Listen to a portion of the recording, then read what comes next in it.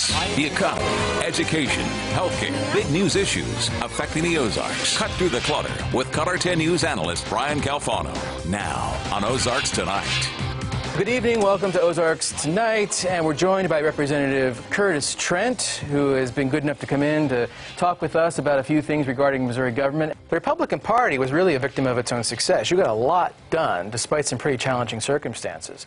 So moving forward now with next January, what's going to be on the agenda, do you think? So this was a very productive session. I think that's something that a lot of people are looking forward to talking about as we go into the upcoming election cycle.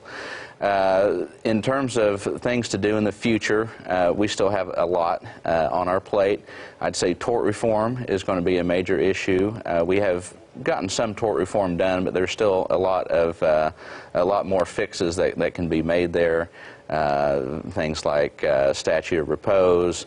Which is essentially a limitation on products liability. That was a bill that I carried this last session that didn't make it past the finish line.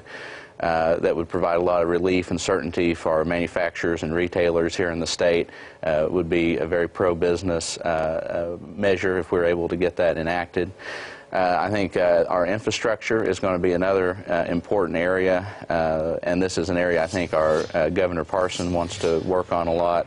We're a very geographically advantageous state. We have a lot of crossroads, rail. We have a lot of new port systems that are starting to come online. But we have to maintain that infrastructure if we want to be able to use it effectively to promote commerce in the state. And we've gotten a little bit behind on that.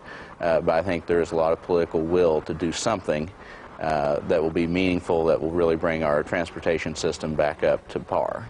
all right. So still more to do. Yes, there's a lot more to do, and then there's always a lot of good government type issues that need to be done. Well, you brought up good governance, so I got to ask you really quickly about ethics reform measures.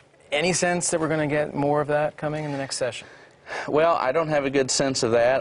It's something that we've attempted many times in the past. We have a huge turnover in the legislature. We have a lot of people term limited out.